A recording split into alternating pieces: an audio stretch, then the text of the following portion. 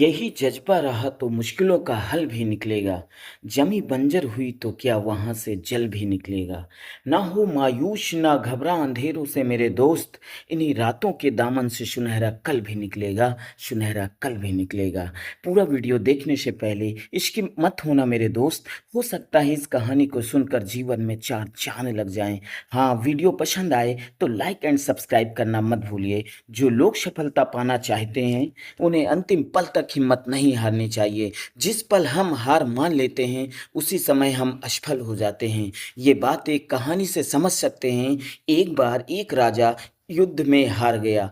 उसके सभी सैनिक मारे जा चुके थे। राजा किसी तरह अपनी जान बचाकर जंगल की ओर भाग गया और सैनिक उसका पीछा कर रहे थे। राजा बचने के लिए एक गुफा में छिप गया। सैनिक राजा को जंगल में खोजते-खोजते उस गुफा तक पहुंच गए।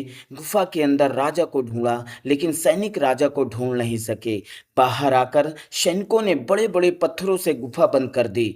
गुफा बहुत गहरी थी। अंदर की ओर राजा छिपा हुआ था। राजा बहुत थक चुका था, भूख प्यास की वजह से बेहाल हो रहा था।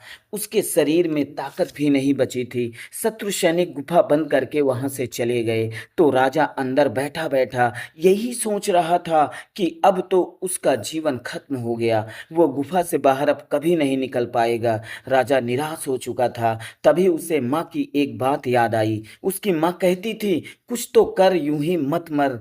ये बात याद आते ही राजा में फिर से ऊर्जा आ गई। राजा ने सोचा कि कोशिश किए बिना हार नहीं माननी चाहिए। राजा गुफा के द्वार से पत्थरों को हटाने का काम शुरू कर दिया।